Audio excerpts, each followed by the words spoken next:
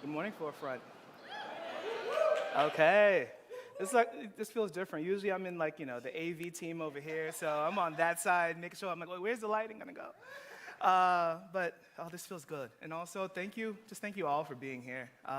This warms my heart as I look out and I see not only my Forefront community, but also every single person that I have invited, my family, my friends, people who are here. Thank you. So finding my way to the stage has been quite the journey, and especially as a queer black man. The path hasn't been linear or predictable as I hope, but I recognize that the best things in life are often mysteries until we see them. In the grand scheme of things, this understanding is relatively new because I am an overthinker through and through, and also by the laughs and the smiles, y'all in the club as well, so thank you. But also recognizing that I've been plagued with the question of what should I be doing or what should it look like, and then using that in damaging, often negative self-talk. And that starts the cyclical nature of just in my head, what does it look like? But it wasn't until I started on the journey to intentionally discover my light, what makes me me, God's light, that negative self-talk started to quiet. It wasn't until I started to look inwards and recognize the patterns and ways of being, that my own light, and why I felt like I was never enough. But before I get into that, like I said, I'm Theon. Nice to meet you.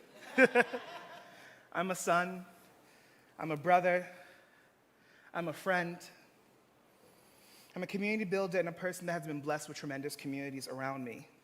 And now at the ripe age of 30-something, I can really own that. I've gotten these amazing communities because community itself is a part of my light.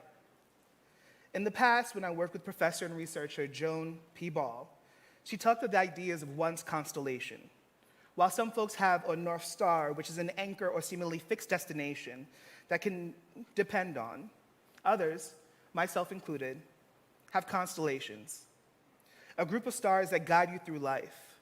And discovering your constellation is intentional and a lifelong journey. It speaks to the sides of you that come natural and feel and flow. But honestly, finding out what that looks like is often, again, looking inwards. Going back to God's light. Looking back to the things that make you you and what feels so innate. Community, culture, and connection. These are my stars. These are my part of my light. My light is my values. My light contains the things that feel innate to me. My light is my strength and the individual things that make me, me. And ultimately, that's the same for you. Your light is God's light. The fact is that light is always within us, but how bright it shines may vary. Sometimes it feels like it's turned all the way up, and like you're walking down the street and you know that you're it, feeling it, looking good. I'm like, wait a minute. We out here, it's a whole feeling, it's a whole vibe, but there are other times when you recognize that it just does not feel like you. It doesn't feel natural. There's other times when you recognize that the world feels like it's melting around you, and then you start to question if it's fact or fallacy. Those are the moments when you start to grasp for light. Those light-filled moments that feel like I am being held, I am safe in this. And other times, when the bouts of depression hit, or the anxiety, or the feelings are less than, you can turn to that light and look inwards. You can turn to that light and have something to grasp onto, because again, you recognize, I just need something to hold on to, because these moments are too tough to walk in. And what I've witnessed is discovering your light is difficult because it also means discovering all those parts of you as well. See, the journey is individual and sometimes feels gruesome, but it's worth it to unlock the warmth that is bestowed upon you from birth. Now, this series is called The Parables, and of the parables I could have selected, the parable of the lamp was the most in service of how I felt. Shout out to Amir for asking me that question. Stop playing. But seriously, it's the one that spoke to me and how I felt. It spoke to the parts of me that felt so natural. It felt to the parts of me that felt most at home and gave seeming direction to those questions. What am I doing? What should I be doing? And how am I doing it?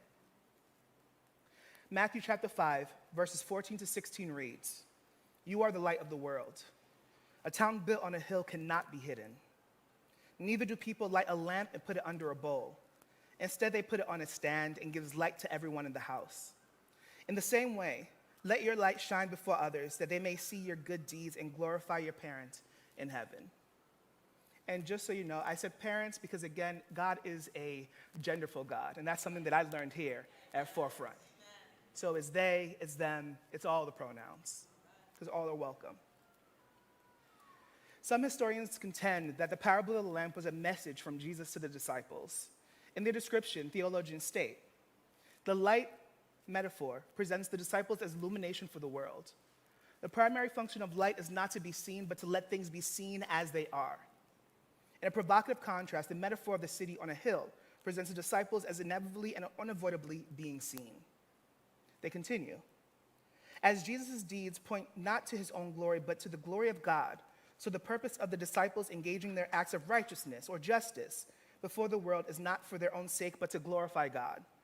The disciples' mission is authorized and presupposed by Jesus' own mission and is the continuation of it. This line, it really sat with me. Again, the primary function of light is not to be seen, but to let things be seen as they are. Now, this interpretation feels revolutionary because I've thought of light before, but not from the point of view of things that can now be seen because of it. So often, light is a noun and is actively brightening. For instance, when you think about a room that has natural light, yes, it's desirable because of the way that the light hits the room itself, but the value is in the outcome of the brightness. Is the values in the brightness that the light offers. So I ask you, what can now be seen that was in the dark? What is more beautiful because of the sun that's drenched by the environment? Church, when was the last time you felt seen, and what was the light that caused that? Who was the light that caused that? And secondly, who now feels more seen because of your own light? I think that last question of who feels more seen because of your light is something that always is in my head. Again, we doubt ourselves. In those moments where you just can't muster enough strength, but it's the way that you show up and your way that your light is naturally already showing and radiating around you, that the people around you have already been lit. It's the way that the light just, again, comes out of you, that now by your mere presence, they're here, they're understanding, and they can feel what you are feeling because of that light, no matter where you are. So know that. You are the light of the world because you woke up this morning, and that's a gift within itself. You are the light of the world because you were made in God's image and grace. How can we look towards our own light and know that we are the light? And although you are the light of the world, and a town built on a hill cannot be hidden, sometimes we feel inclined to hide in plain sight. How many of us have had a life-altering moment that somehow dims our light thereafter? That's me. There's been several moments that you look back and just be like, oh, okay. This is a moment. You know, like I'm here, this is good, this is good, this is good. And you keep telling yourself that because, again, your light is just getting dimmed and dimmed and dim. In February of last year, I was laid off from my job, and talk about light dimming moments. I knew that I'd be okay. I knew that it wasn't my fault and the company couldn't secure funding to stay afloat. I knew that my contributions to the team were valued and that my presence or lack thereof was felt. I knew that this didn't equal the end of my career, but it felt like someone turned my light off. It felt like everything that I had within me, that I valued, that I knew when I showed up in a room was gone. And it took time. It took healing, it took effort, it took laughs. It took all of these different aspects to be able to rediscover what that light is. You see, it's possible to recognize that you already made whole in their image, God's image, that you were built to move mountains and endure, but it is also possible to feel that the easiest thing to do is to hide yourself, to hide from yourself and to hide from others. Sometimes dimming our lights help us cope with whatever's going on in the world around us, but again, I am telling you that no matter how you're feeling, And even when you say that God's light is dimmed and is there, know that it is there inside you. Know that there is a way for you to turn it back up. Know that moving towards things that bring you joy, moving toward things that bring you light, moving toward things that make you feel will make the difference. The good news is that when that light feels dim, we get to rediscover our lights. Rediscovering my light meant moving towards the moments that bring me joy, like taking singing lessons with my friend Allegra, going to discounted Broadway shows, all of them. By the way, if you want the plug, hit me up after. I will tell you. I can't say it on here because it's being recorded. Please and thank you. But rediscovering my light also meant taking intentional time to heal. What does that look like? What am I asking myself? How am I moving through the pain? How am I moving through the grief? Am I choosing to look at the light, or am I choosing to sit aside? And sometimes I did, by the way. I'll sit in the corner and I'll just listen. Ask my roommates, don't talk to me right now. I'm good. I'll chill for a moment. But there were other moments where I knew that I had to intentionally, whether it's journaling, talking to friends, reading scripture. Not so much. I'm not that familiar with the Bible, honestly, but I'm getting there because God knows me. I can't lie on this stage. Listen. I can't do it. I can't do it. But it also means sitting with every emotion that I was feeling and knowing that it would never be easy. And sometimes it's not positive, but it's worth it and it's necessary every single time. Discovering our lights means asking more of ourselves and of others without judgment, and with the goal of connection and intention of being embodied. Lastly, I particularly connected with the tail end of the parable. Instead, they put it on its stand, and it gives light to everyone in the house. In the same way, let your light shine before others, that they may see your good deeds and glorify your parent in heaven. The text talks of the duty that the disciples had to spread their light and the faith amongst the people. Like the disciples, we get to do that as well, especially with our community. We get the opportunity to do life with people that make you feel like home. I personally get the opportunity to come to a church that says I accept you in all ways of being you. I get to come here last week during Pride and see folks stand on this stage and come out during Pride. I get to sit in this room and talk about our mental health and how the world is affecting us and come together as a church. I get to talk to every one of my friends who needs uplifting and who will uplift.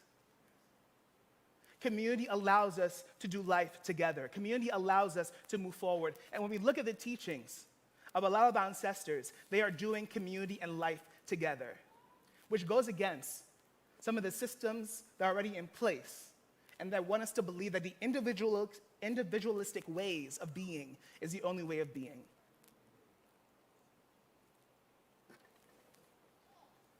Church, those are the moments we're searching for. Those are the moments that we walk towards because, again, it's about discovering our light and it's about allowing it to radiate within us. What are the moments that allow you to feel closer to God? What are the things that are aligned with your values? How are we actively choosing to connect with God's light? I connect by being true to my values, visions, and my constellation. I connect by leaning into community. I connect by creating spaces and moments that bring joy and healing. Every breath is another opportunity to live in the splendor that is God's light. And there isn't only one way of being or doing. So again, I ask you, how are you choosing to connect with the gift of God's light? You have the ability to make that choice. You have the ability to look towards things that are going to move you and make you feel. And so I ask, Actually, yes, I'm asking. Stand with me in God's light. Stand with me and know that you are made whole from the get-go.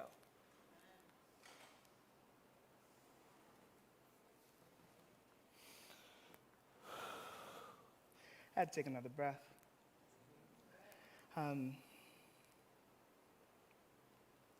If you haven't already, please drop your prayer requests in the chat for everyone joining online. And if you're in the house, we talked about the prayer corner with Amanda, let your prayers be there as well. And as the band starts to come up for communion, again, we want to take communion and know that this is a time and a place in which we can be with one another in community. That we are made whole, that you are welcome. And if any church, I'm looking at the camera now, if any church tells you that you're not welcome, come to Forefront. Yes. Online, come in person, come join us. With every part of you and every being.